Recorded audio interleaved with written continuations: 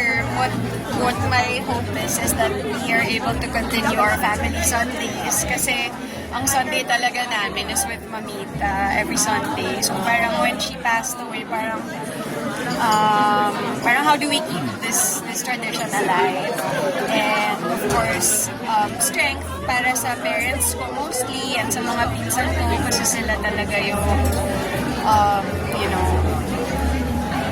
affected. Yeah. So natutuloy-tuloy pa rin yung Sunday bonding. Kahit pa paano, these past, parang nung naglaylo na lahat, yes, opo, as much as possible. Wala pa kaming maisip na bagong home base kasi syempre sa bahay kami ni Mamita. Pero baka ako na lang ang mag-volunteer. Sa inyo na lang. Madami lang huhugasan na pinggan ko sa bahay ko, pero kaya natin yan. Actually, last year lang naman namin inumpisahan talaga yung interviews. Pero syempre, nag-on-off ako kasi yung health issues ni Mamita, parang yun na yung naging priority ko. Parang hindi ko din ginusto na i-film pa siya considering her condition. Yung parang mas ginusto na lang namin to spend time with her.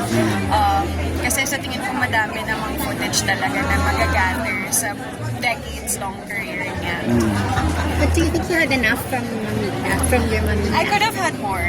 Parang kung mas inagahan ko siyang interview, mas maigi sana. So, lesson din talaga na kung may naisip kang gawin, whether it be get insurance, katulad nung kwento mo, Tito Gorgie, parang sign na yun na gawin mo na. Huwag mo nang patagalin, huwag mo nang i-procrastinate kasi baka parang sign na yun ng universe na kumilos ka na gawin mo na to.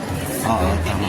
Yeah, don't delay. So, syempre, I think it's a difficult time para sa pamilya ngayon after losing a loved one, diba? So,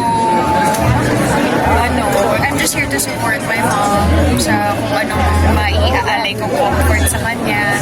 And wala, parang pagmamahal lang ang maibibigay namin sa anyone who's going through something difficult. Oh my gosh, actually that's funny kasi it wasn't really a hard launch. Okay. It wasn't an announcement.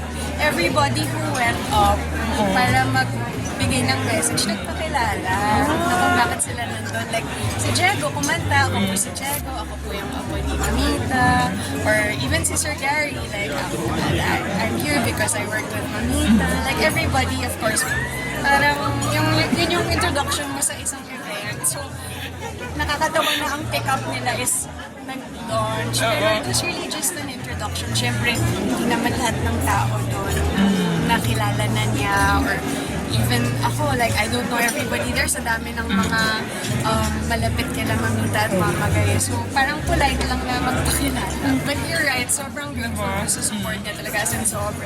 Kami buong pamilya.